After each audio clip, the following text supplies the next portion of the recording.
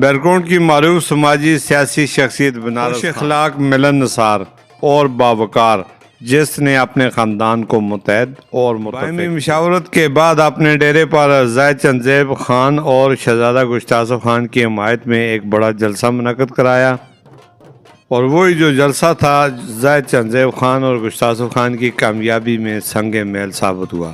اتوار کے روز زاہد چند زیب کو بھاری اکثریت سے کامیابی پر مبارکباد دینے کے لیے اپنی برادری اور رفقائے عزیز احباب کو پھر سے جمع کر کے ایک بڑے جلوس کی شکل میں زاہد چند زیب کی رہائش گاہ تراہا پہنچے تو نو منتخب ایم پی اے کے بھائیوں اور لالا محمد انور نے آنے والے مہمانوں کا پرتپاک استقبال کیا۔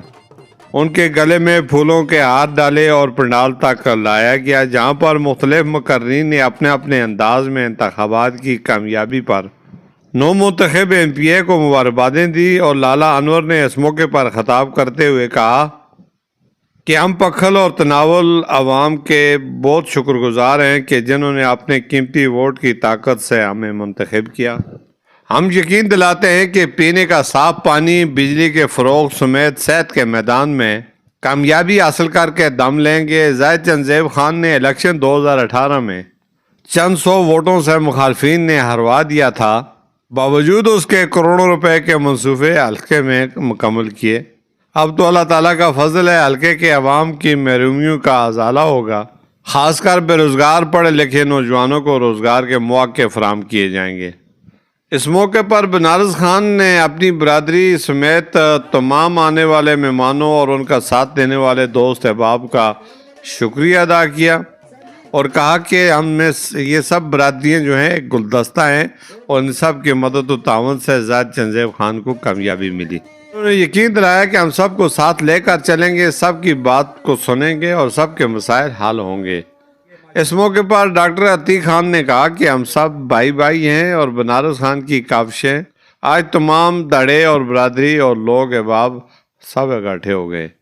مسائل کے حل ہم سب مل کر کریں گے، اور زاہد چند زیب خان ہمارے ایم پی اے منتخب ہو گئے۔ اس پر ہم انہیں مبارکباد دیتے ہیں۔ بعد ازاں مہمانوں کے اعزاز میں زورانہ بھی دیا گیا۔ ضرورت اس بات کی ہے کہ کامیابی اور ناکامی جو ہے یہ سیاست کا ایسا ہے۔